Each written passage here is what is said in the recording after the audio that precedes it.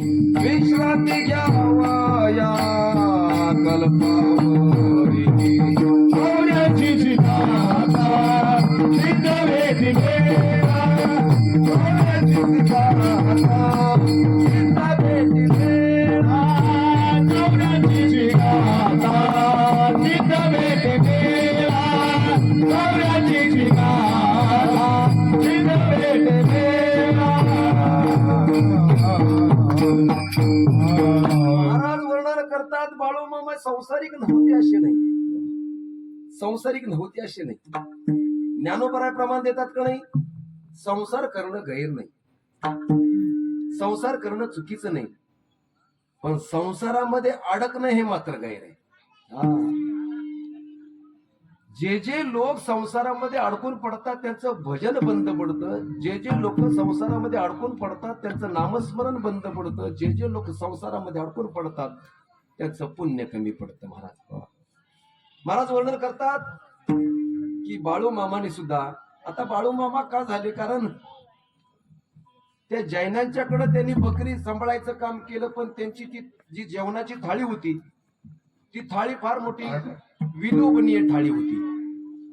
त्या शेडजींच्या आईनं पाहिणारे हा बाळू ज्या थाळीमध्ये जेवतो ना ती थाळी सर्वसाधारण नाही, त्याच्यामध्ये वेगवेगळी भगवान परमात्म्याची रूपं दिसतात.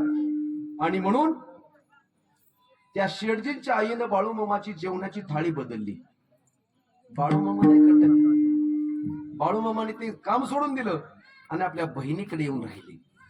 आता बहिणीकडे येऊन राहिल्यानंतर बहिणीची जी मुलं आहेत ती बाळू मामाला काय म्हणणार, मामा म्हणणार.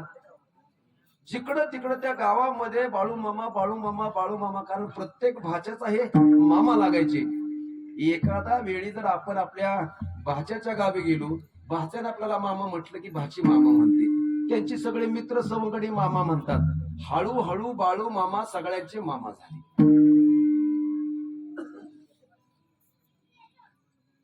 जी थाळी बाळू मामाच्या जेवणासाठी होती ती विलोभनीय होती, भगवान परमात्म्याचा अंश असलेली ती थाळी होती. बाळू मामा त्या थाळीमध्ये जेवल्यानंतर तृप्त व्हायचे.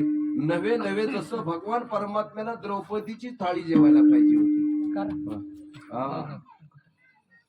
द्रौपदीने भगवान परमात्म्याला आवाज दिला, कोठे गुंतलासी द्वारकेच्या राया वेळ का सकया लावेला.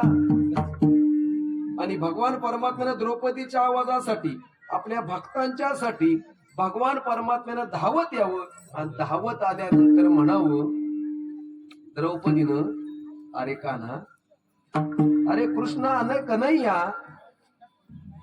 तू त्रिजगताचा मालक आहेस, मी आवाज किती दिला. भगवान श्रीकृष्ण म्हणतात, द्रौपदी हे तुझं ज्ञान जरा 5 मिनिटं बाजूला थांबव, एक काम कर, मला खूप भूक लागलेली, मला काहीतरी जेवायला वाढ. द्रौपदी म्हणते, दुष्काळात 13वा महिना आला, कारण सगळं घरातलं अन्न संपलेलं आहे आणि संपलेलं अन्न असताना थाळी धुवून ठेवलेली आहे आणि 60,000 शिष्य घेऊन दुर्वास मुनी आलेले आहेत आणि दुर्वास मुनींचं एकच म्हणणं आहे, आम्हाला तृप्त होईपर्यंत भोजन द्या.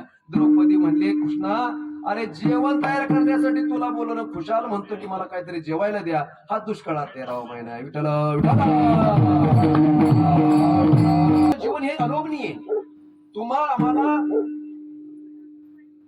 हिताचा मार्ग दाखवणारी आहे.